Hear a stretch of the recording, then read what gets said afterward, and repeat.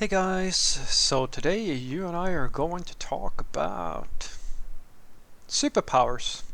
So let's get into it. So the question in question was, hi Frederick, if you had a software engineering superpower, what would it be? The power of persuasion, I think. Although that might not be a superpower for software development, but let me explain it to you a little bit. So one of the things that I find to be most frustrating in my job these days is, well, it's not just these days, it's been this way for quite some time. So when I started as a software developer, the most important thing for me, of course, was to learn how to code and to write software in accordance with all the best practices and things like that. And as I've said in other videos, guys, that's sort of common. The thing that you're usually not so aware of is that there's quite a range of good practices or best practices out there, and everybody more or less, with a little bit of, well, there are some things that are more common than others, but in many cases there is a bit of wiggle room of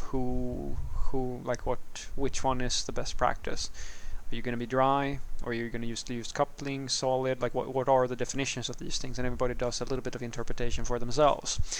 And so more often than you probably suspect, you will find yourself in situations where there is no clear-cut objective way of agreeing on a best practice or a certain way of doing something.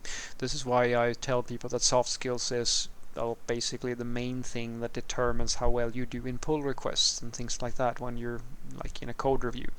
Because basically what it comes down to is that you write software and then people have a comment or some idea of what is a good practice, what is a bad practice, and they will put a comment on your code.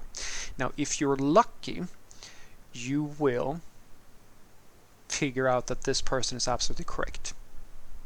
If you are unlucky, the person is incorrect or probably not thinking in the way that you would like to. Like you basically have a difference of opinion on what's going to be the right way forward. And here comes the superpower. How do you get them to allow you to do the thing you want? Your coding isn't going to help you there. And that's what I tell people all the time. Every single time I have a conversation with a software manager, like with an engineering manager or software, comes to me and says, we have all these bugs and there's a lot of regressions and stuff like that. Can you fix it? And I go, absolutely. And then as I've said in other videos, I do my shovel trick, which is basically go and sit down in the sandbox with all the other kids and look at all the kids working with working on their different sandcastles, and then you pick a shovel, like just a tiny toy or something like that in the play pit, and just move a toy somewhere and let's see what happens. And if you are lucky, as I said, then everybody's fine. Yeah, the toy just moved. If you're unlucky, they're going to throw a fit over it. And so I go back to the manager. I'm sorry, can't help you. And they go, why? Well, because the people these kindergarten level software developers won't try anything else. Like they're not okay with changing anything about how they do things, yet the results that you are looking for are not coming from these people.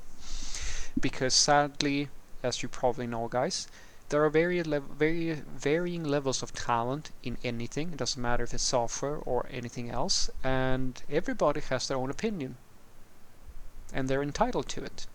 And unless you have authority or some way to persuade them to see things your way, you're gonna have to deal with them somehow.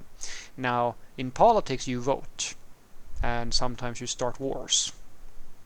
In a software team, well, if you're lucky, you can vote about it.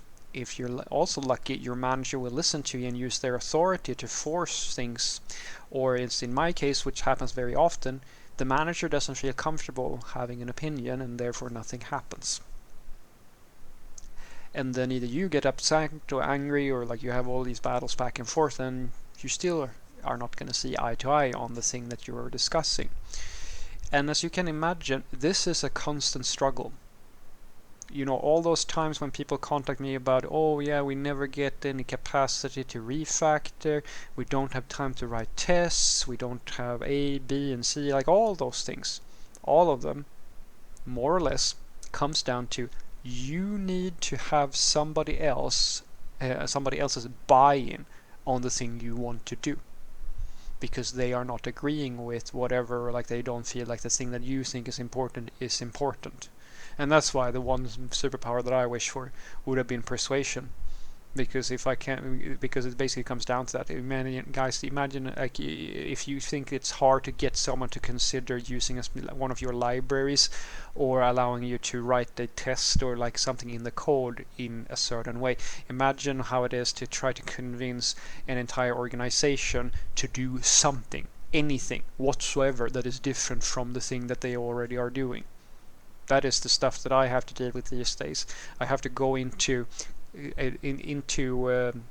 product teams where literally every single number is going in the wrong direction. Bugs are going up, developer happiness is going down, the like latencies and all these things. Like everything is literally shit according to everybody I speak to. But as soon as I get to talk to the tech lead, any change to anything is bad. And so what do?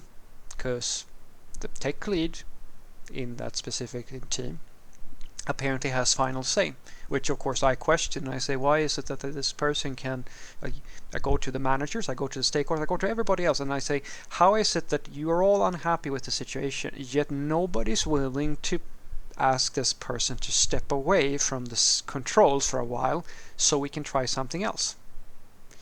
And in those situations, that is the superpower you're going to need. Your coding is not going to help you here. You could be the best engineer in the world, and that conversation will not be fixed by how well you write your unit test or how many design patterns you know or anything like that. The superpower necessary there is to get people to listen to you and actually allow, like, to get the buy-in, basically. So what I want you to take away from this is that if I only had one software engineering superpower, maybe it's bigger than that, I would say persuasion, the power of getting the buy-in, the power to persuade people to let me do my job. And right now, the only way I find, the way I usually do it is very simple. I'm trying to practice to get this superpower. I might need to roll around in some nuclear waste somewhere to maybe enhance it, but I'm trying my best to work on it. Incidentally, you might have figured out that my little talks here, hopefully with a bit of practice, will help my oration, or like my rhetoric and my ability to express myself, and maybe I'll get better at it, and so forth. Because I sure as hell need this now more, at least this in this stage of my career.